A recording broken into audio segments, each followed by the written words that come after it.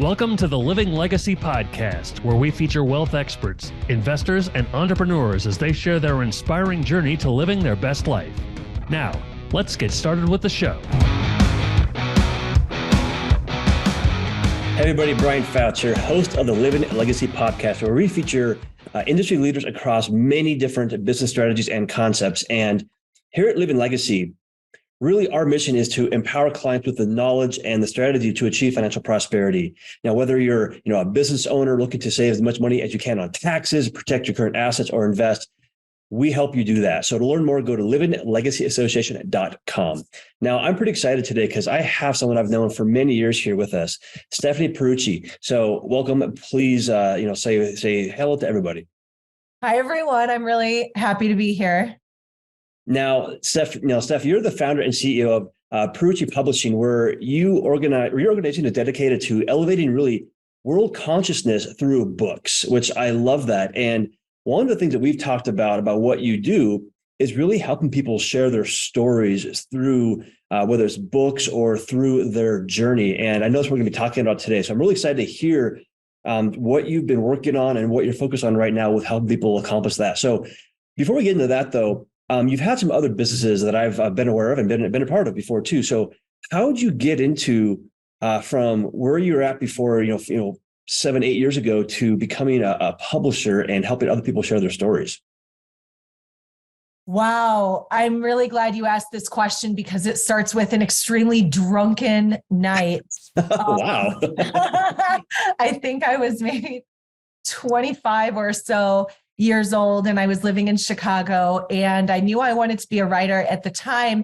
Funny enough, I was working with a financial advisory and financial planning firm, and I was working in marketing for them. But what I discovered was that if I could write a compelling story about a family who made a decision to get long-term care, or for a company that had great disability benefits, and how that impacted their workers. When I was telling stories in marketing, people were buying our products, and the call center loved it because then we started organizing their scripts around these stories.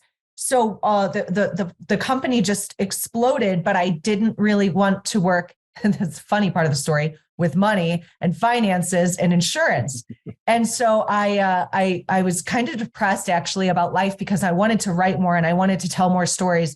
So I started essentially drunk dialing at 25, 26 years old, publishers in Chicago where I lived at the time. One of the men who answered the phone was a man named Jeff Anderson, who he ran a company called CQC Publishing. I ended up working with him for a while. We ended up moving and starting a publishing company in Austin, Texas, where I lived for quite a while. And then I got involved with more financial publishing, of course, with the Elevation Group Original with Mike Dillard, and did a little bit of business development there. So in some ways, I've always been in publishing because I've always been really connected to how we can sell stuff through stories. And I think it's incredible because I love selling, because selling is really how we help impact and elevate people's lives. It's not this swarmy pyramid scheme type thing. Like when we sell someone on a philosophy, when we sell someone on the need to care for themselves or to get mental health support or to responsibly grow a business, we change their lives and really we help them change the lives of future generations. So I'm all about, if I know in my heart of hearts that something is good for someone, I'm all about giving them the hard sell. But usually the best way to do that is lovingly and through stories.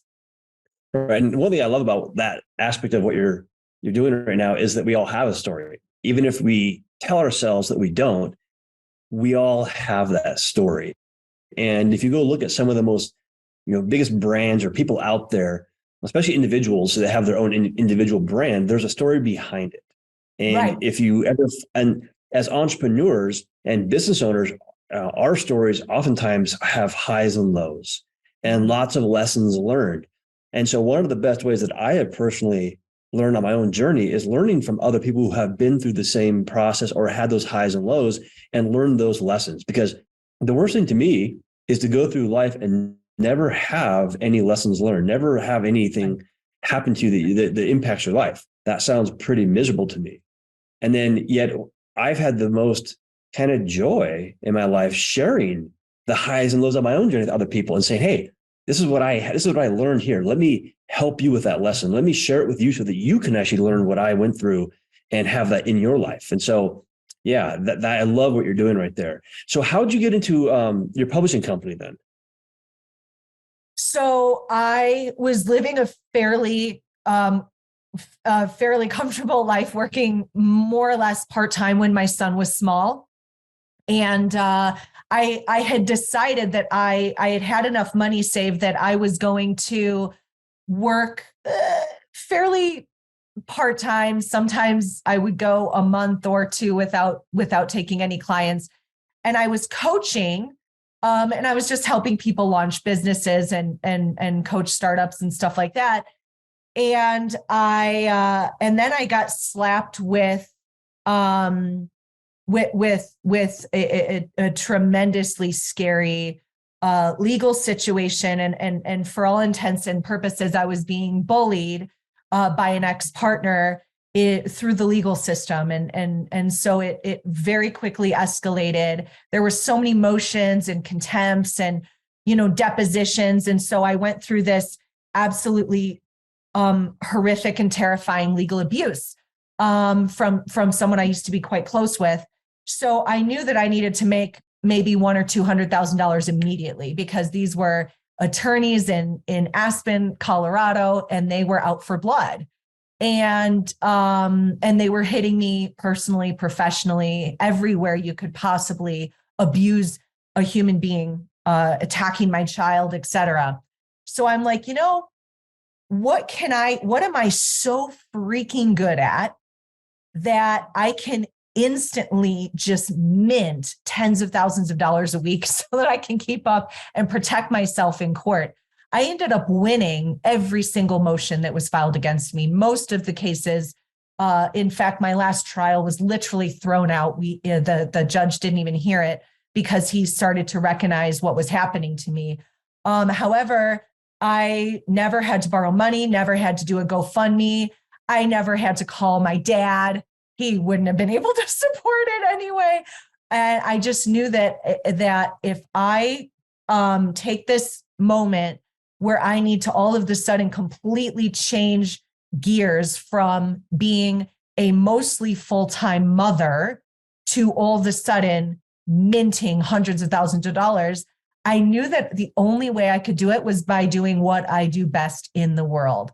So I called up a few people I had already written books with, and I said, hey, I'm going to start coaching people through books, which I had already been doing. Mm-hmm. I've been a ghostwriter for 15 years. I've written 50 books, in fact, and some information courses as well. And I said, hey, I'm going to start group coaching. And at the end of the coaching, I did like 3 or 4 groups. It was amazing. I was filling up these groups of people, and then, which is a hustle. And then at the end of the group, they all said, well, I'm going to go self-publish. And I'm like, great, good for you. Have fun. Be careful.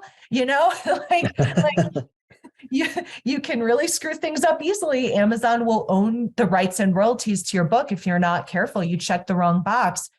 And I suddenly found that there was a market for people who were like, no, I am not self-publishing. I have heard the horror stories. So I'm sitting up one night, not drunkenly this time. And I'm sitting up one night and I said, well, what does it take to be my own publishing company? Because although I'd worked with Jeff and his company, I'd never started my own. And it was literally a checking a box. It was easier than filing an LLC. All of a sudden, I had an imprint, and I'm a publishing company. And now I've published some of the biggest thought leaders, particularly in the medical space. And I work with a lot of famous doctors. One of my doctors has the most downloaded podcast of all time with Joe Rogan. And in just 2 years, I ended up being, one of 3 primary publishers that people in what's commonly called the medical freedom movement choose to work with. And so it was a combination of doing what I knew I was really good at already. And then actually the desperation and terror of if I don't do something I'm good at that I can make a lot of money with soon, my kid and I are going to be homeless.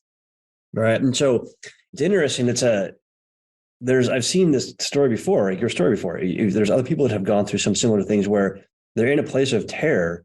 Yeah. And like Bob Proctor, if you know Bob Proctor, calls it the terror barrier. You've got to push through it. Well, most people don't. In fact, when they hit that terror, they revert back. And that is unfortunately one of the worst things that they can do, because you're going to go revert back to whatever caused the pain typically in the first place. And you're going to keep reliving it and just it gets in that vicious circle. And so what you did is you came up against it, but you didn't do the one thing that a lot of people do, is they don't take action. You actually took action proactively to get through and push through on the other side, because that's that point where you're being tested. Yeah. Hey, you know that on the other side of this is the life that you were meant to live. Yeah. And you push through it. And so your story is impactful, and how you're helping other people is through story. Yeah. And so I love the whole aspect of this, how it all works together and all this. So now you're helping people through books, you're helping people share stories. So let's talk about how stories are so powerful, how you see them as a way to make an impact, not in just your own life by sharing it, but in the life around you. And also, of course, as I love, legacy. Because when you have an amazing story, stories live and they continue forever. I mean, look at some of our most common stories or movies that we talk about, been around for centuries. Yeah. So let's kind of talk about that a little bit, about stories. It's interesting. Two completely different people called the company recently. One of them, two of the men I'm working with are, I think, two of the biggest legends in Silicon Valley. And one of them was Steve Jobs' mentor. And he's already written New York Times bestsellers. He wrote, kind of the authorized versions of Steve Jobs' life while he was still alive, actually. And he called my company and he told me a story about a family member of his who came back from the service, had PTSD, tried to commit suicide, and how this brilliant man, in Silicon Valley, who's basically scaled Apple alongside Steve Jobs, is now building a mental health app. I think it's officially called Serenify. And this app is going to help alert friends, family, or authorities if any erratic behavior is happening. So if someone with PTSD is driving toward a school where their kids don't go, we're alerting authorities. If someone sleeps in really late, maybe we're alerting a kin. So it's this artificial intelligence that's keeping track of people to protect people who are in a vulnerable time.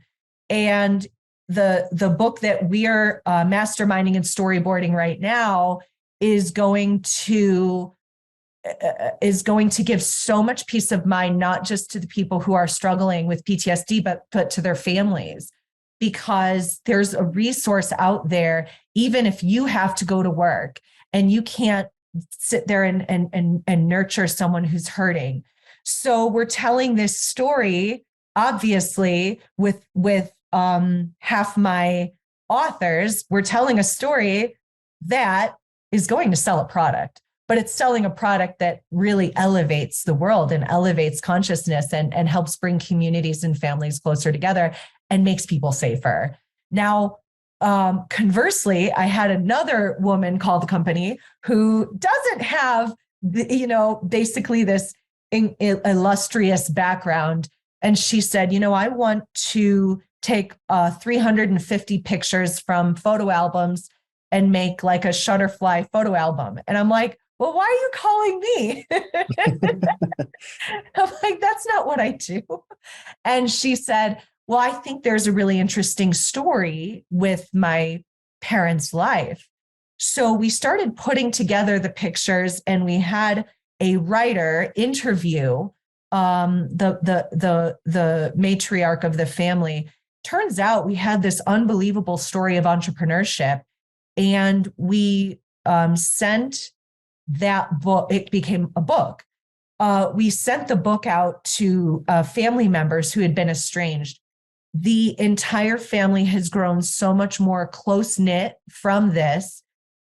Some of the children in the family who were, I would say, down maybe didn't have direction or purpose in life, were so inspired to hear the details of what their grandparents and great-grandparents had created as immigrants and entrepreneurs, that some of them completely changed life course, because sometimes it's hard for us to untangle all the decades of lived experiences into a story that's going to impact and transform others.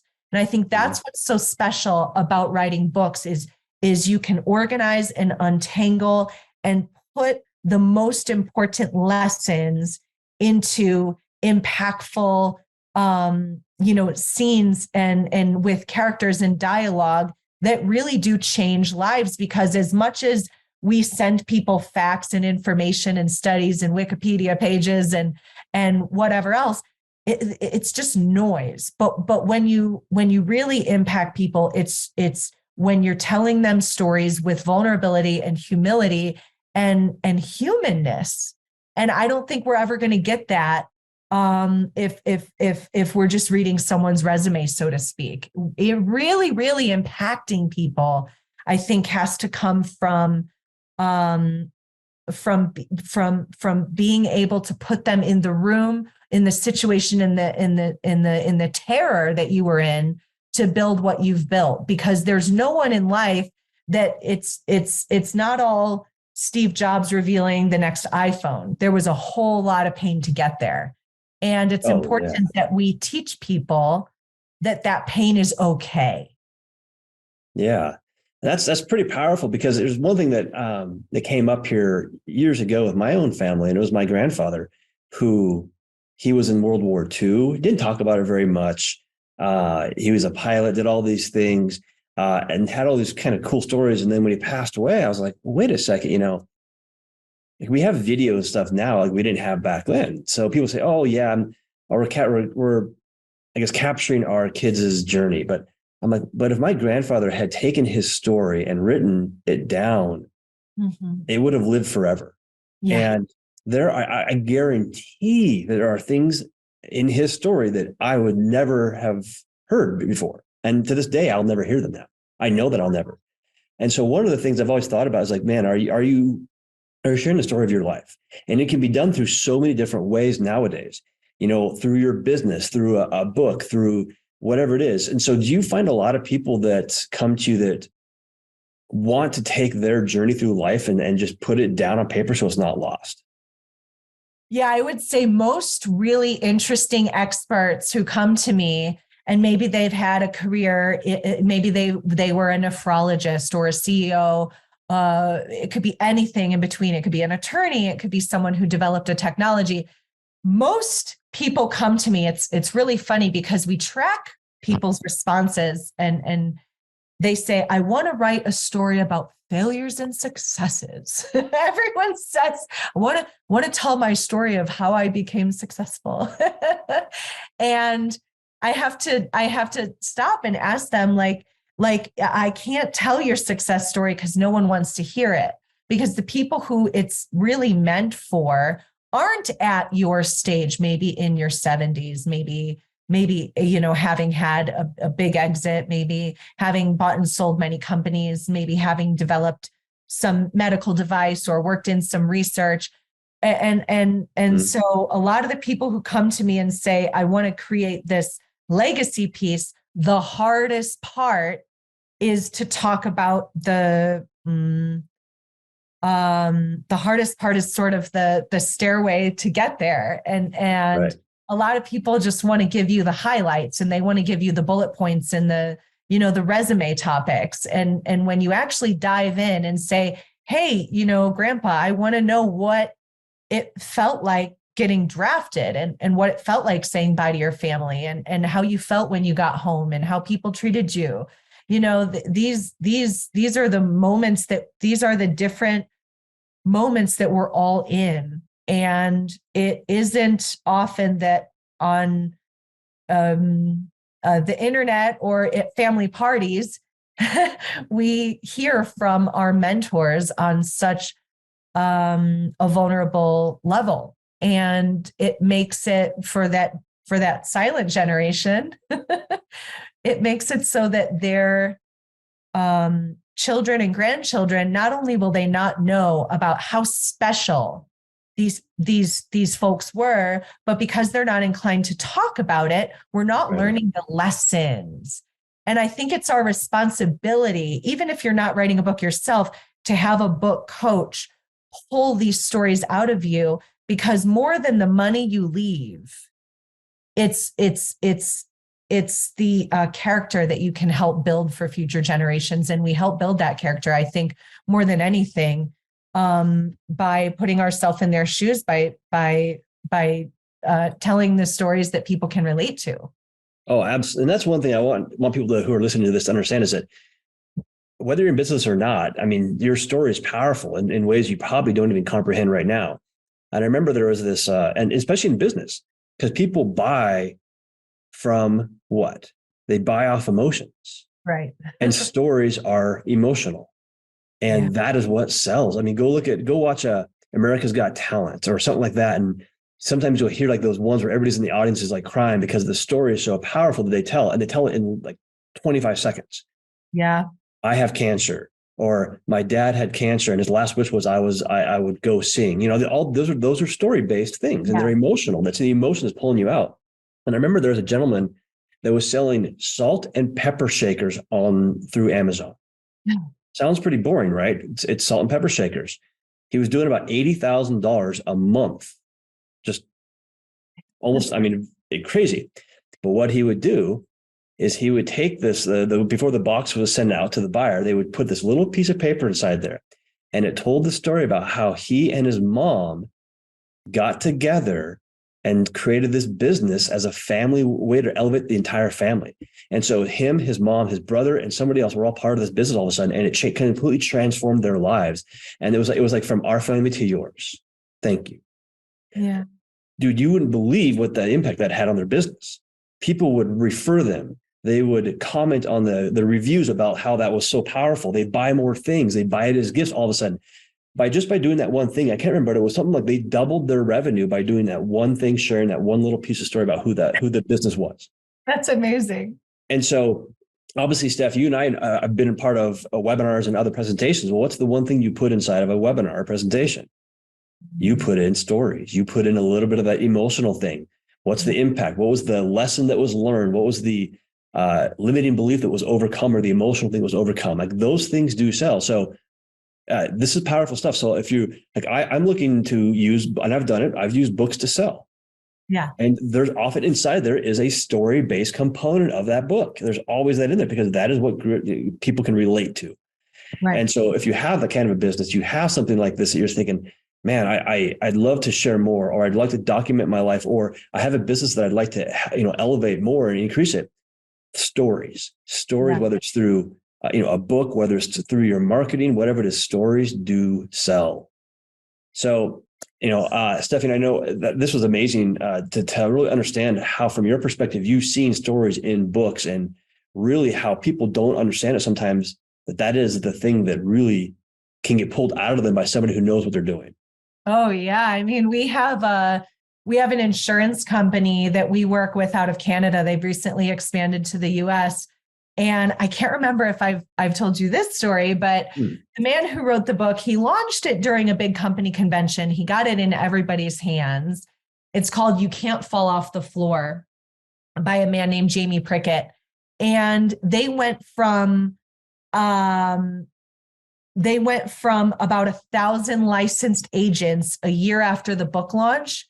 They had more than doubled their workforce, because people would grab this book and they read 25 stories of mostly impoverished immigrants who came to Canada, who got recruited by this guy, Jamie, and who created, in some cases, within a few years, $1 million businesses.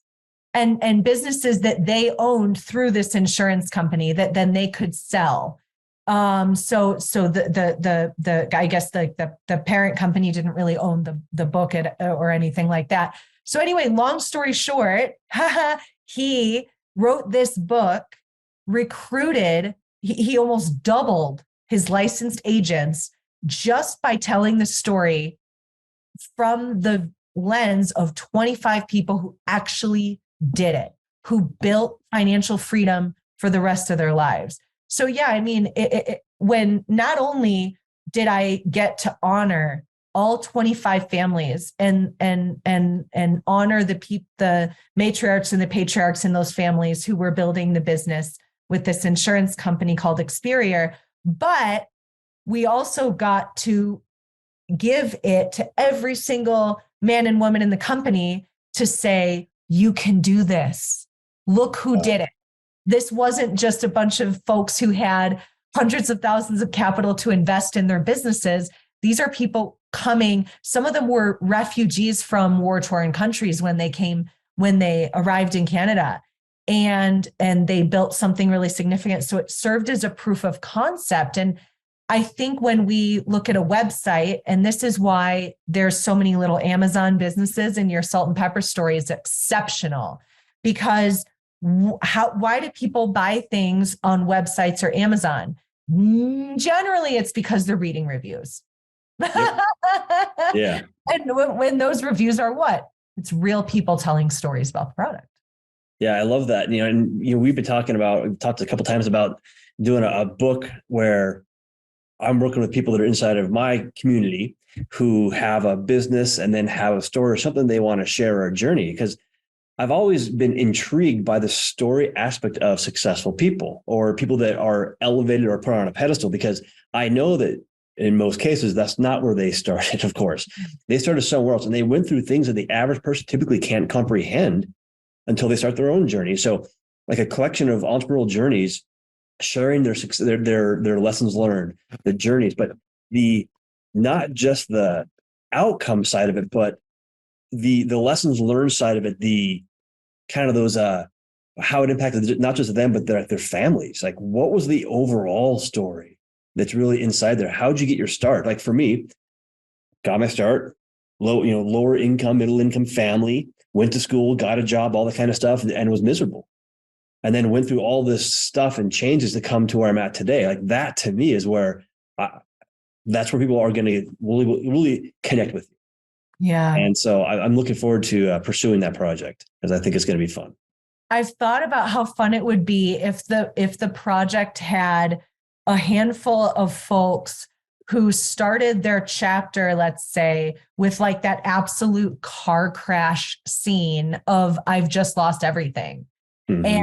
Or I just got sold a bill of goods. Like a lot of entrepreneurs, they inherit or purchase something. Yep. Turns out to be not what they thought it was. And now they're starting, what they thought was at like maybe, a level 2-3 phase, they're right back at zero. And so I thought it would be cool to tell stories from zero, where every story has that page turning rock bottom moment where you're like, no way this guy's going to pull out of that. You know what I mean? I thought that creates for such a compelling read, and it's relatable, because as much crap as you see on Instagram and Facebook, as much as you see online with these influencers, like they didn't start there. People hustled and got, mud on their face, but to get where they are. And sometimes,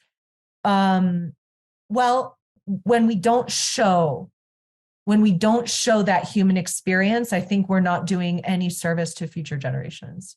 Yeah, exactly. Because there's always this perception of reality, and it's not always true. And so sharing that to me is a lot of fun. So I'm looking forward to that. So, all right. Well, Stephanie, so if anybody wants to learn more about you, about what you do, or wants to connect with you, what would be the best ways for them to do that? So we do have a website at Pieruccipublishing.com. Pierucci can be hard to spell, so we also have a toll-free number where people can call or text us, and it's 855-720-1111. Yeah. And yeah, I'm fairly active on LinkedIn, and it's really easy to find me there as well. Well, I know what the links obviously somewhere around this here as well. So with that, Steph, I want to say thank you for so much. That's cool. I can't wait to actually work with you on the storytelling side of stuff. It's going to be a lot of fun. So thank you so much once again. Thank you. Thanks for listening to the Living Legacy Podcast. We'll see you again next time, and be sure to click subscribe to get future episodes.